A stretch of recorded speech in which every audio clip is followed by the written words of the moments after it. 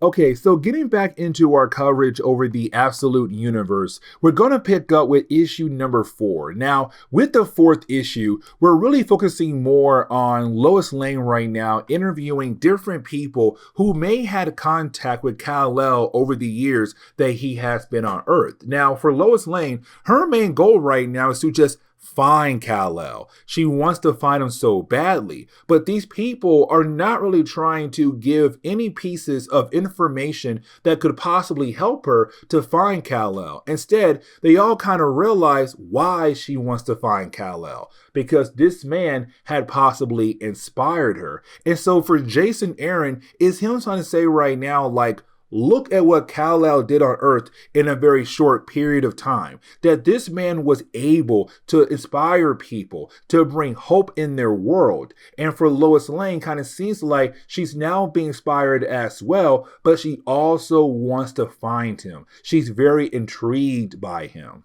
Now, for a brief moment, we kind of see Lois Lane talking to one of the peacemakers known as Crenshaw. Now, for Crenshaw, he was a peacemaker going out of his way to cut up people for the heck of it. And so we're currently seeing him right now being fired, but also being arrested as well for the crimes that he had committed. Now, after all of that, you did have Lois Lane get a call from General Lane, her father. Now, we do learn here that for General Lane, he was part of the Peacemakers until he had an incident where he lost his legs. And so with the loss of his legs, unfortunately, he had to retire. Now, we're going to learn more about how he lost his legs here in a moment. But for General Lane, he's very upset with Lois. And the reason why, because one, he's her father, but 2, because she's out there trying her best to hunt down Kal-El, somebody who's very dangerous. But the thing is, for Lois, the reason why she's so intrigued by Kal-El, because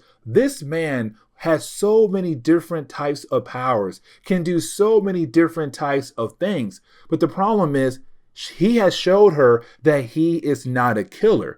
And that right there really kind of pulled her in more like, I want to know more about him. But you also have her father say you need to watch out for the Omega Men. And they become somewhat important in this chapter alone. Now, for Lois Lane, she will meet the Omega Men here in a moment, but we do see her currently in Pakistan. We also see that she had brought some peacemakers with her as well over on this mission. Now, technically, she didn't want them there, but of course, they're kind of forced on her. So like, hey, no matter what, they'll be there for you to help back you up when it comes to Kal-El, this Superman.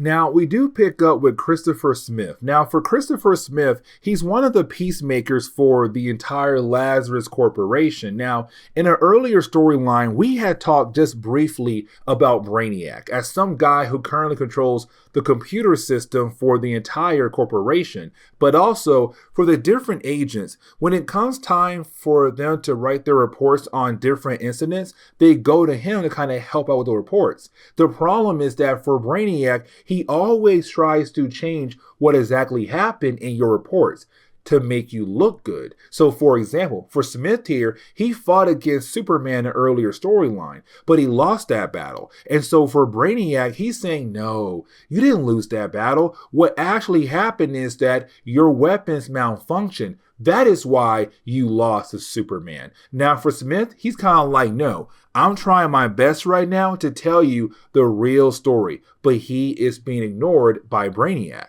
You also have Jason Aaron giving us a new concept right now to kind of follow, and that would be the Omega Men. Now, the Omega Men for me are kind of a cool concept, and here's the reason why. Because they're basically freedom fighters. They're fighting against the Lazarus Corporation.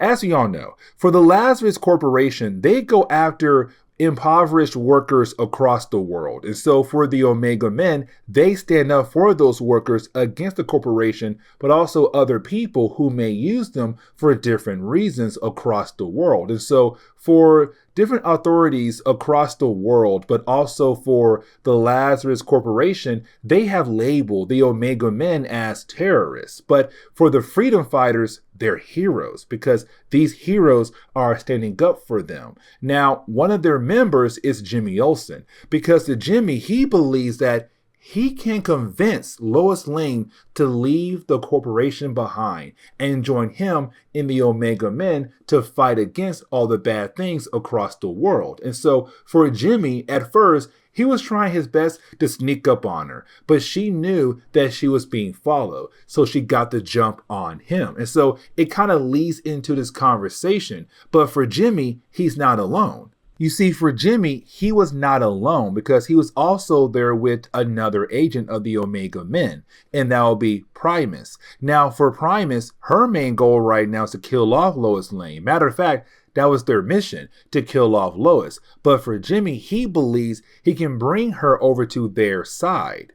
And so this leads into a battle between Lois Lane and Primus. Here's the thing, because for Primus, we do learn that she was the one who cut off the legs of General Lane, the father to Lois Lane. Now, why you have the two sides here fighting against one another, you have Superman appear, Kal-El. Now, for the Omega Men, they believe that once they found him, they should be able to kind of convince him to work with them because technically they're on the same side here. But for Superman, he's not really trying to work with them at all. And matter of fact, he sends Primus flying in a different direction. But he also tells Lois Lane, stop trying to find me. Leave me alone. Now, let's not forget, for Lois Lane, she also did bring some agents of peacemakers, but you do have Kal-El being able to freeze them right in their tracks, and then he leaves. Now, this leads into a major problem right here, and let me explain.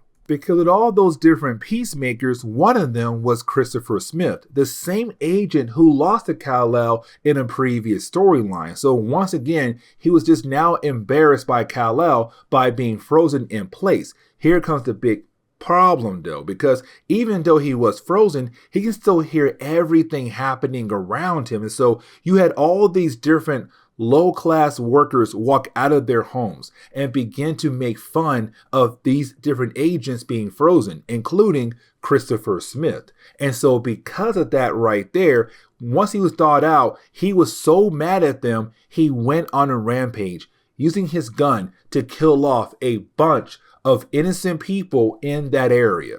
Now, for issue number 5, is really more of Jason Aaron trying to use this issue right here to kind of show us the last days of Krypton, where in the opening pages of this issue, we're really seeing more of Kal-El and his family just trying their best to make it over to their rocket ship to get the heck out of Krypton. And the problem is right now, they're being confronted by all these different, police force who is trying to arrest them for what they're trying to achieve. Because remember, there's 2 different classes when it came to Krypton. He had a science class and the workers class. And for the science class, they kind of knew what was happening, but they had been secretly working on different ways to get off Krypton, but leave behind the workers class. But for Kal-El's family, they knew what was happening. They're like, hey, listen, Krypton is dying, so we have to leave.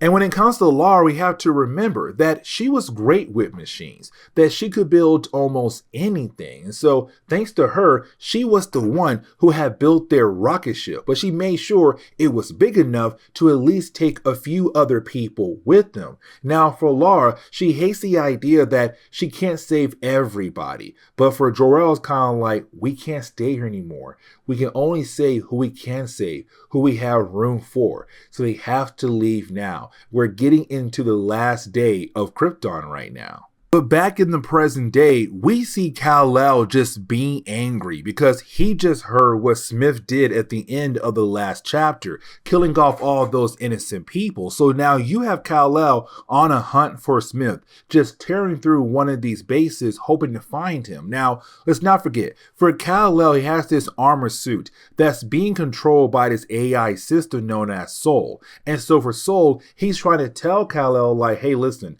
I'm trying my best right now to find Smith, but the problem is somebody is trying to hack into my system, and that would be Brainiac. But it's also Brainiac right now telling Soul, who's telling Kal-El, hey, listen, if you want Smith, I can most likely hand him over to you.